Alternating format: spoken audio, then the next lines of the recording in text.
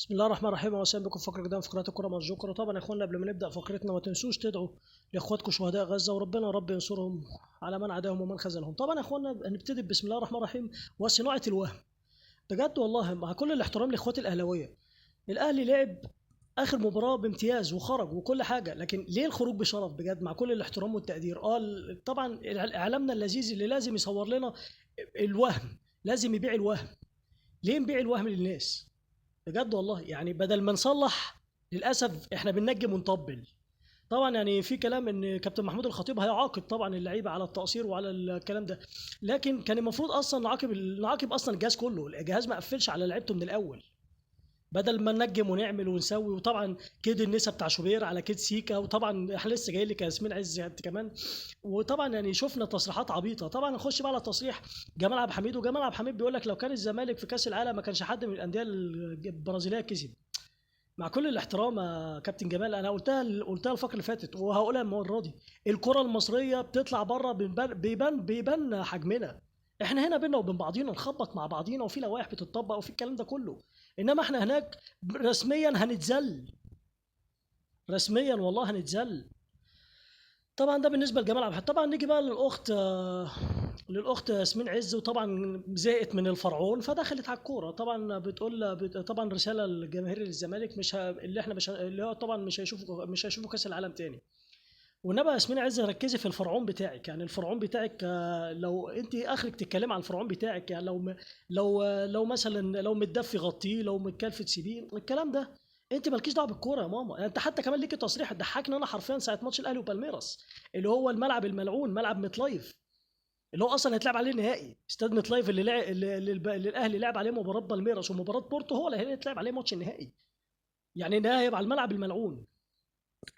طبعا هبوط ليون بسبب الديون. طبعا يعني كلنا عارفين طبعا الديون طبعا لاحقت نادي ليون من موسمين، لكن طبعا السنه دي هو رفع الرايه البيضاء فهبط بسبب الديون والكلام ده كله. طبعا يا اخوانا، نخش بقى على صفقات الاهلي. والاهلي حتى الان اقرب مما مضى. يعني محمد شكري خلاص، محمد شكري بنسبه كبيره حتى الان هيوقع للنادي الاهلي. كمان في كلام عن احمد عيد لاعب المصري، وفي كلام كمان عن اسامه فيصل. طبعا كمان الاهلي داخل بيزاحم الزمالك على صفقه ياسين مرعي، وفي كلام عن شريف كمان. طبعا نخش بقى على نادي الزمالك حتى الان، يعني حصل بنسبه 85% احمد شريف لاعب فاركو بنسبه كبيره خلاص بقى في الزمالك. كمان ياسين مرعي داخل فيه. وطبعا برضو مازال حوار محمد شريف مهاجم السابق للنادي الاهلي. اتمنى يا رب الاعلام بتاعنا يخف شويه، لانه بجد انتوا بقيتوا حاجه مقززه ومقرفه. حتى التعصب دلوقتي وصل لمرحله الردح والشتام بالاب والام، حتى في الميديا، في اليوتيوب، في كل حته. طبعا شوبير طالع يقول لك احنا الحمد لله ربنا رحمنا من المرضى. والله يا شوبير انت مرض اصلا. يعني انت يا شوبير قعدت تتكلم ويا نسر ومش يا نسر والزمالك وناس محليه. يا ابني انت اللي بتبتدي بالكيد، فلازم هتتقابل بشتايم، وفي ناس هتقابلك بنفس الكلام بتاعك انت او سيكا. يعني طبعا حتى الناس اللي بتصور الوهم ان النادي الاهلي شرف. مع كل الاحترام لاخواتي الاهلاويه، الاهلي شرف ايه؟ يا عم، الاهلي خد مبلغ حلو وكل حاجه، وكده كده كان هياخد الفلوس دي اصلا. يعني خرج او صعد كان هياخد فلوس برضه. لكن ليه بنصور ان ده انجاز؟ النادي الاهلي صرف مليار ونص، وحذرنا من الكلام ده. فرح ابن العمده والشوبينج، وطبعا الصوره المتداوله اللي كراتين نازله بسم الله ما شاء الله مع اللعيبه. ده اللعيبه كانت رايحه تتفسح وتعمل شوبينج، مش رايحه تلعب كوره.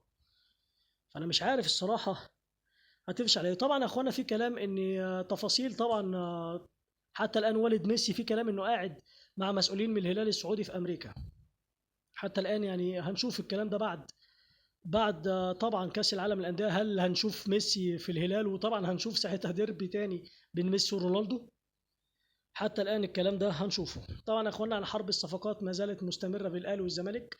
طبعا جون ادوارد ميدو طالع بيقول. طبعا ميدو اعتذر لجماهير الاهلي وقال طبعا ان التصريحات اتاكلت والكلام ده.